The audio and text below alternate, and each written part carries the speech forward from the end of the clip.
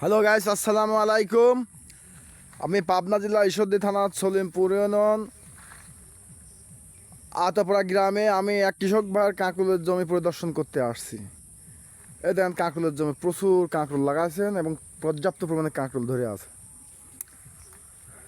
এই দেখেন কাঁকরোল দেখাচ্ছি, এই যে কাঁকরোল, কত সুন্দর কাঁকরোল ধরে আছে দেখছেন।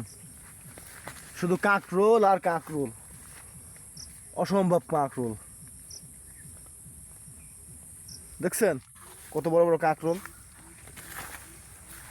এই যে আমার এক কৃষক ভাই কাঁকরোলের জমিতে সেলফি উঠতেছে, দেখেছেন। হ্যালো ভাই, আসসালামু আলাইকুম। ওয়ালাইকুম আসসালাম। আপনার নাম কি? আমার নাম মোহাম্মদ বিজয় বিশ্বাস। এই কাঁকরোল কার?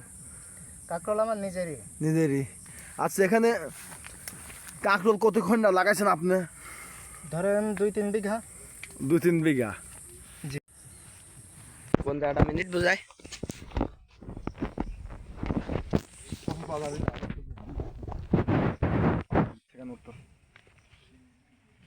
আসসালামু আলাইকুম। ওয়ালাইকুম আসসালাম। আপনি কাঁকরোল কি কতখানি লাগাইছেন এখানে? 2 বিঘা মতো আছে আমার। 2 বিঘা মতো, আলহামদুলিল্লাহ, খুব ভালো লাগে শুনে। আপনি প্রতি সপ্তাহে কাঁকরোল কত হাজার টাকা কাঁকরোল বিক্রি করা হয়? অন্তত তাও 10-12 হাজার। 10-12 হাজার টাকা, আলহামদুলিল্লাহ। এখানে কাঁকরোল কি করতে হয়? এই যে আমি অনেক জন থেকে শুনছি যে ব্যাটারে ফুল তুলে নাকি মেরি ফুলকে শুকাইতে হয়। আসলে কি এটা বাস্তব? জি জি জি, আপনি যেটা বললেন এটা সত্যই। হ্যাঁ, তাই। জি, ফুল শুকাইতে হয়। প্রচুর খাটাখাটনি আছে। প্রচুর খাটাখাটনি আছে। হ্যাঁ, জি, সপ্তাহে কেমন করে কাঁকরোল ওঠে? তাও ধরেন 5-6 মনের আচ্ছা। বেশি। বর্তমান কাঁকরোলের বাজার কি? 1200-1400 টাকা।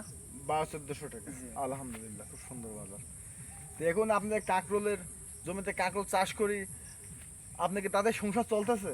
আলহামদুলিল্লাহ এমনি চলছে মোটামুটি। চলছে মোটামুটি। জি। হ্যাঁ।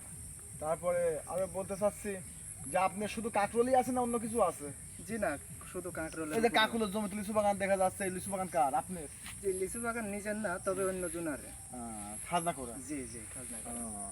আপনি এই জমিকে খাজনা করে চাষ করতেছেন এটা? জি জি। কত টাকা বিঘে খাজনা করা?